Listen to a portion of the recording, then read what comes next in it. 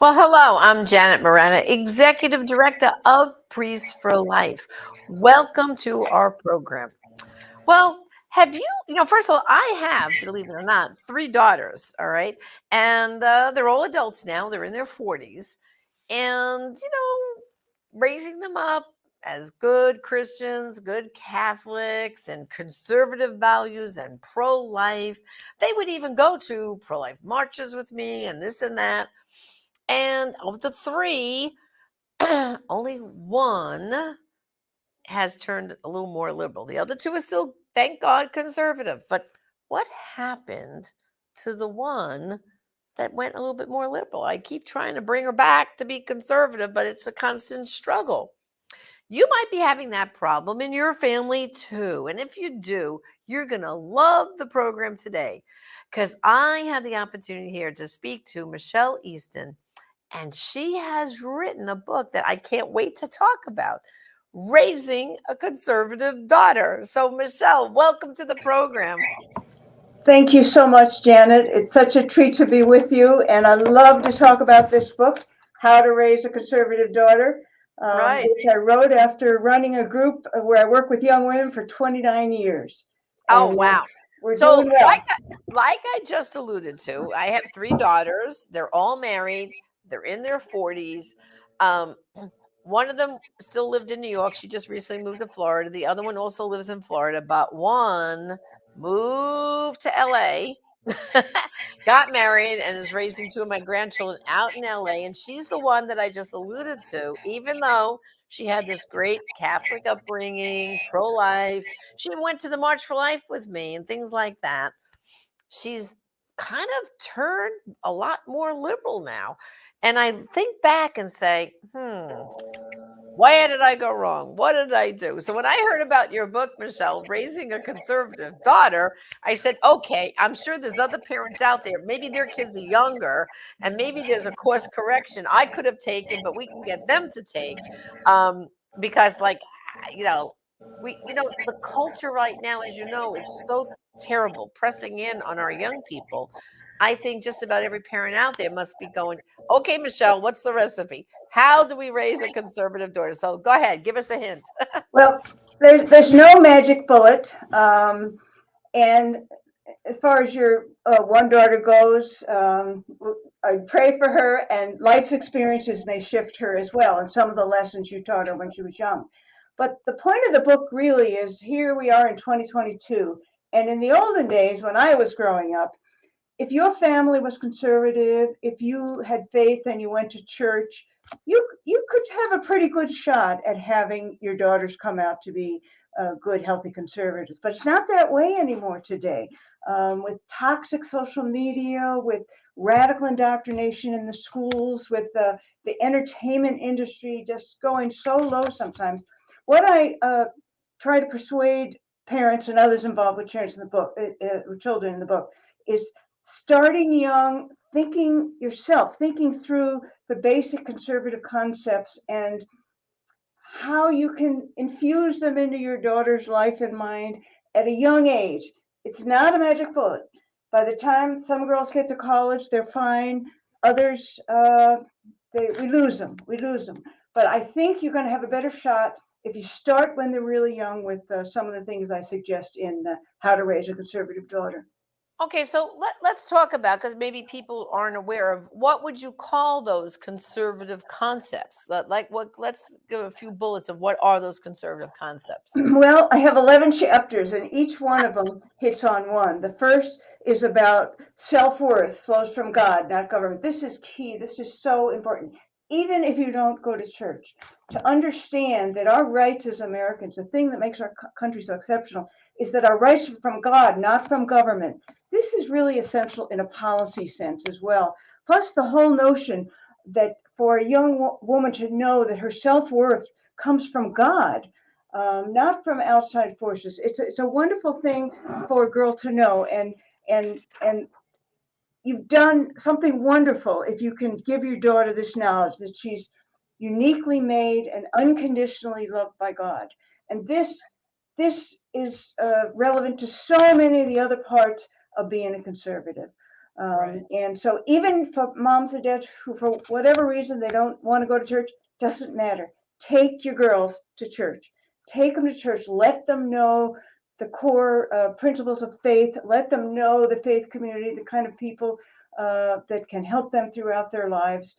And it's the self-worth. I mean, it's a very conservative concept, and it kind of contrasts with self-esteem, which is something we hear a lot about, which is good, to feel good about yourself. But self-esteem essentially has you looking to other people, whereas self-worth is a confidence and a satisfaction in yourself, in you, this unique person that God has made.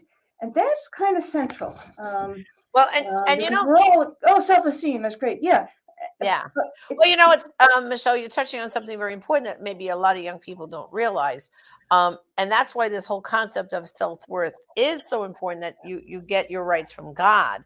Because, over a century ago, the women couldn't even own property. Remember back in the day, women they couldn't vote. They that's right. couldn't own property. It was a whole That's list of right. things. And gradually women, came up and fought for those rights for women. So they were trying to get our government to give them those rights. That's And right. that's why this concept of no, no, no, no, no. You don't need the government. You need to accept the fact that your worth as a woman comes from our Lord Jesus Christ, from God, right? That's right. Yeah. That's right. So okay, And so what's another concept of conservatives that we have to know? well, my second chapter is called Family First. And this is the notion that a strong, close family increases the odds for a girl for a stable, happy future. It's the best defense against poverty. It's the best source of love and lifelong support. And for married couples, use your marriage to show your daughters what a real loving relationship looks like. Not perfection, none of us are perfect, but to show the love of a husband and wife and how beautiful that can be in the family. And let's face it, Janet, sometimes it just doesn't work out, and a mom or dad is raising a daughter alone. Well, then I would still argue you use a family first approach. You use uncles, you use aunts, you use the church community to show that a group of like values and that love each other is a really good uh, way to have a better chance of a happy, stable life as a girl. Right. Families are key, and we know many on the left today, and even politically, they scorn families. It takes a village. Yeah. It Well, takes a it takes a village to village. support a family. Yeah. Well, not only does it take a village, but they're redefining what a family can be, That's right. with two mommies, two daddies, and all that stuff, That's and all right. the transgender stuff in between. But when you think about that old expression, I think Father Peyton was the one who coined it: a family that prays together stays together. And That's that's really embodying what you're saying. And like you said, even if you are a single mom raising your kids, taking them to church, praying before a meal with them, yes, praying before bedtime. yes, Those are values that you can instill in them, even if you're raising the children on your own, because some families, that's what happens. They have to raise the children by themselves. But you put the values in. So, okay, so we have our rights from God, self worth, the yes. importance of family. What's next? I put this really high. It was chapter 3. Hard work is a virtue. I've been working with thousands of young women, mostly college age, over the 29 years, and I've noticed that the strongest, the smartest, the ones with their heads on, the best, have had jobs from as soon as they were able. I know when I was 16, I was allowed to work. I grew up in New York State. And of course, you always have to be careful with your daughters and your sons. Your parents go out and check the places. And and I worked in a movie theater as a candy girl and ticket taker. And my older brother was there too, so that was also a check.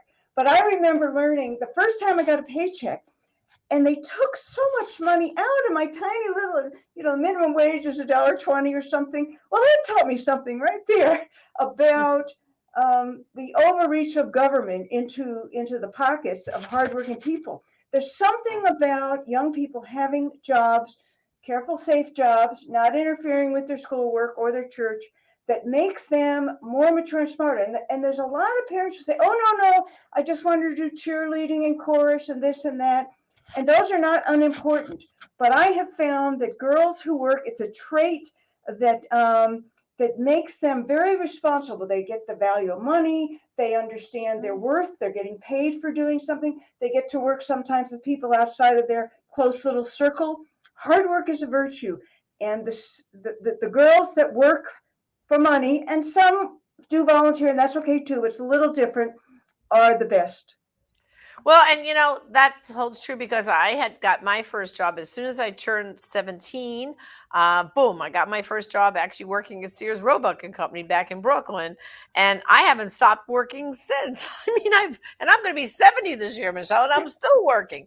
And when I think of my three daughters, I started getting them to work when they were young, a paper route for the local paper in Staten Island, and so. And my daughters to this day always kid around that, oh, yeah, mom, you got us working like we were like 11, 12 years old when we were doing a paper route. And they haven't stopped working either. So That's you're right. So what's the next concept? That's good. And let me just mention, I never stopped working. I'm 72 this year, and I love what I do. If you can find a job that you love, you're really blessed. Next, a woman's differences are her strengths, and you've already alluded to that. But teaching your daughters to celebrate the natural differences between men and women, the breathtaking miracle of childbirth. Right. And yet we know that nowadays the popular culture is trying to say, oh no, we're just the same. And by the way, young man, if you want to be a girl, you just go have some surgery and change your body, and you could be a girl. And I would just argue, no, you can't. You can be a boy who wants to be a girl, but a male and a female, our chromosomes, our ability to bear children, we're quite different. And we want girls to celebrate these variations, to be so happy to be a woman with all the blessings God gives us as a woman. Well, and there's nothing more beautiful than, first of all, you giving birth to a child. But then I remember for myself being allowed to be at the hospital and watching my daughter giving birth to her daughter and, seeing my grandchild come into the world. I was in the delivery room. So nothing is more beautiful than celebrating the gift of motherhood, as you That's right. say. It's amazing. All right. So what's our next concept? Next one, and it's not necessarily at this level of importance, but I have defend life. Defending life, learning the importance of life from conception to the natural death. That's a moral obligation.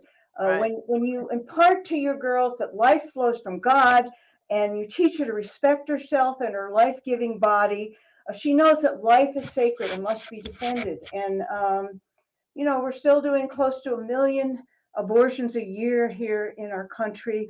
It's tragic, but the good news is that some of the polling shows, Janet, that among young people, it's shifting. It And is shift. my theory is that our kids are visual and they see the pictures now. They see the sonograms. They see the little baby in the womb sucking his thumb or whatever. I really feel we're making progress on this. Not enough, but we are with young people who many of them seem to get this now. It's a Right. life. It's not a blob of cells. Right. And I also think, Michelle, that the extreme position now that the Democratic Party has taken, very obviously out there, upfront saying Yes. abortion is fine up till birth, including birth. Um, you know, we here in the United States have some of the most extreme abortion laws. Most of Europe, they only allow abortion in the first trimester.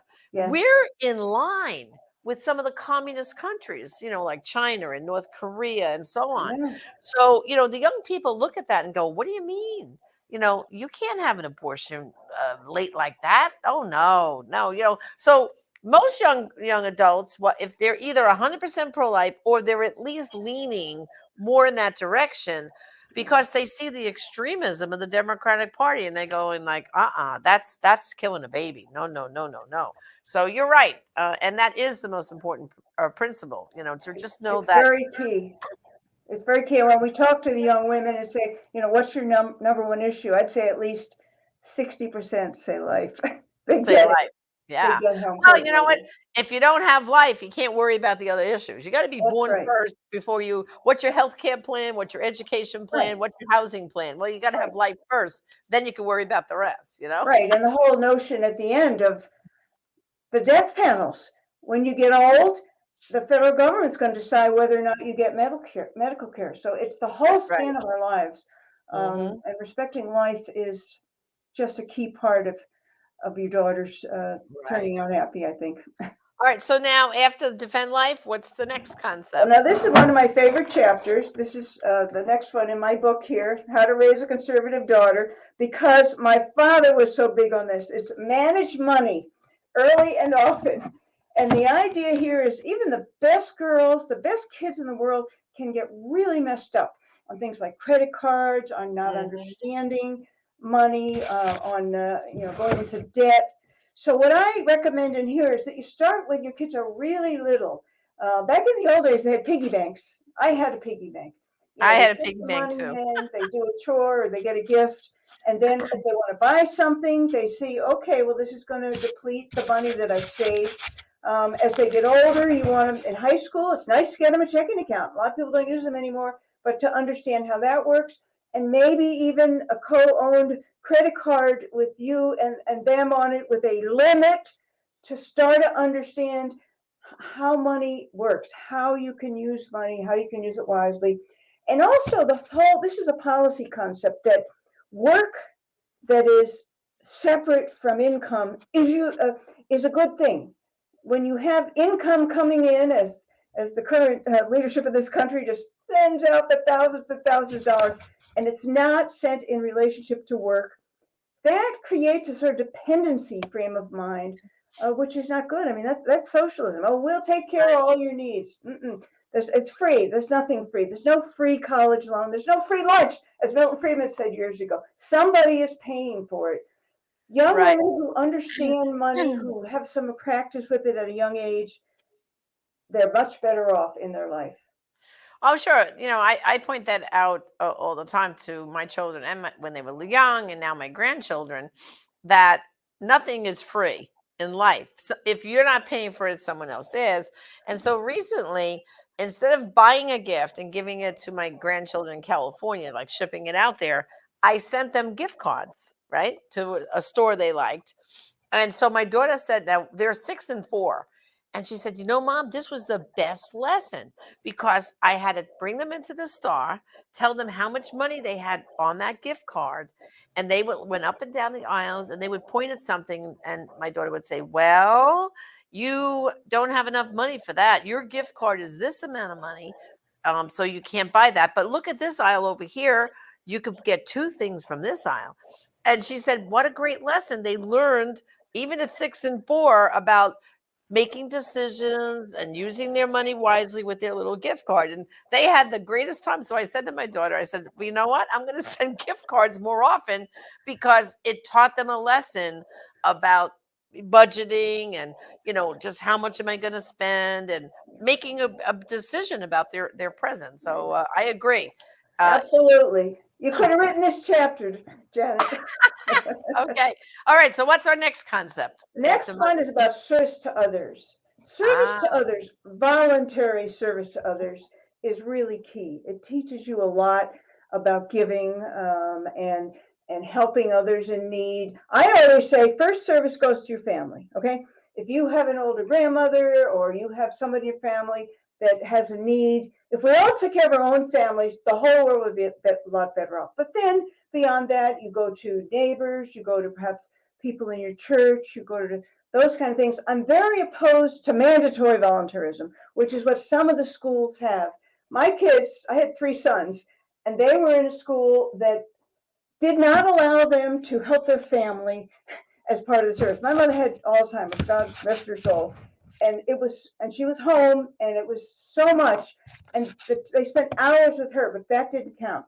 They made them go to senior homes where they didn't know anybody, and frankly, they knew there were greater needs at home. I'm really opposed to that kind of mandatory service. I think it makes people angry.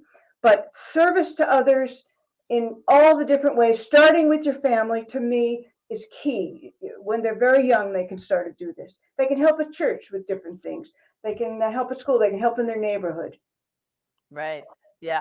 No, again, I always taught my daughters to, volunteer or Good. take them with me when I volunteered for a volunteer opportunity. So they saw me volunteering and I Hmm. would bring them along, kind of thing. Yeah. Okay, so service to others. What's next?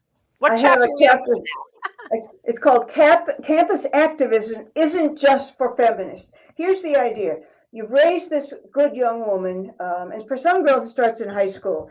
You've Here we teach them to speak, we teach them to be more articulate, to be deeper on conservative issues, but you've taught her to speak, you've taught her to present herself with grace and strength, and you've taught her to be a good writer. When she gets to college, you encourage her to be active for her beliefs. There's all kinds of ways to do that. There's church groups, there's Students for Life, there's groups like Claire Booth Luce Center for Conservative Women, Young Americans for Freedom. She finds people that share her values. They work together on different projects, and there's plenty of people and organizations to help young women when they get to college. We hear about the feminists and the left a lot, but we're hearing more about conservative students who join together to promote conservative ideas at their campus. Not just for feminists, conservative women can be activists too. And that really, in terms of me and my heart, that is my goal for these young women. Not everybody's meant to be on a radio show like this or to be at the podium. But most young women just need a little push, a little more confidence building to stand up, whether it's in their community, it's in a professional position, whatever it is, and promote our conservative ideas, joining with other people who share those ideas.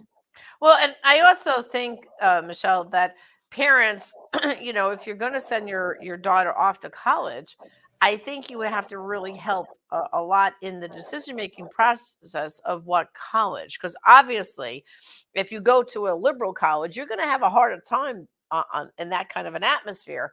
But if you go to a Christian university, a university like, I'm just thinking Liberty University or something like that, you got a better shot that she's going to be with more like-minded folks.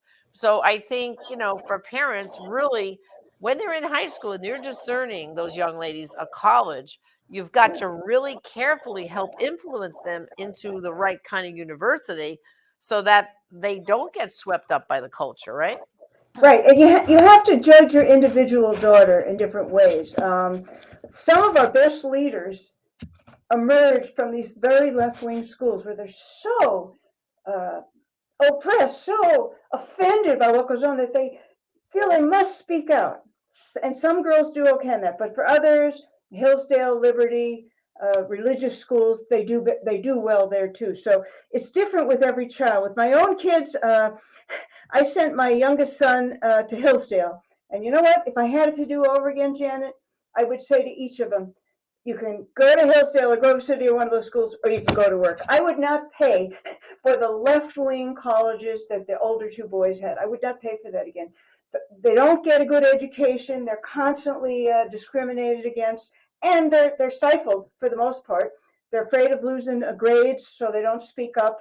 And again, it all depends on the personal Right. personality of the child. But Well, that's why I'm saying it's very important for parents to discern yes, with their daughter right. where they're going to send them, and in most cases, you're helping, even if you even aren't afford to give them all the money for school, you're maybe co-signing loans. Well, before you co-sign a loan, make sure it's a school that you want them to go to. Otherwise, you say, "Sorry, That's I'm right. not paying to send you to some liberal college where you're going to That's lose right. your faith and your values." You know. That's right. Okay, so that's important. What are we almost up to the end? What's the Right, next 10 chapter? is communication skills. I just argue, work with your children to get them to be good writers. Practice. We all have cell phones now. They have to give an introduction or a presentation class. Help them become better speakers. And there's a lot of details in there about how to do that. And the last chapter is know the history of great conservative women leaders. I have 8 who have passed away and 8 who are current. But among the passed away is Mother Teresa, Claire Booth Luce, Jean Kirkpatrick. We have wonderful role models on our side, but you're never going to hear about them in the college women's studies programs because they only Right. teach about women who are left wing or socialist or feminist, except perhaps to condescend or ridicule Well, the and conservative woman. one of my favorites I don't get tired of telling young women about is Phyllis Schaffler, who founded Yes, Equal Forum, but who also took on the Equal Rights Amendment and saw how bad it would be for yes, women. So there's another example of a very modern day champion, and she's gone on to be with the Lord. But Phyllis Schaffler, the founder of Eagle Forum, I think she's a and here she was, a mother, a grandmother, and she fought fearlessly. She she did. also fought to keep the pro-life platform and plank Yes, in the Republican Party platform. So I always like to shine a bright light on Phyllis Schlafly as she's being in a here. She's in here in the last chapter, and she actually okay, spoke for us many, many times. She did debates for us. What a remarkable woman. And the thing I love about her is when she reached 50 and her kids were gone, she went to law school. right. What a woman. What a woman is right. So okay, so Michelle, let's tell everyone where they can get your book. Well, you can get it wherever good books are sold. You can get it online at all the book publishers online. You can get it at Regnery Publishing. And if you go to your local store and they don't have it, say to them, why not? This book is in its third printing now.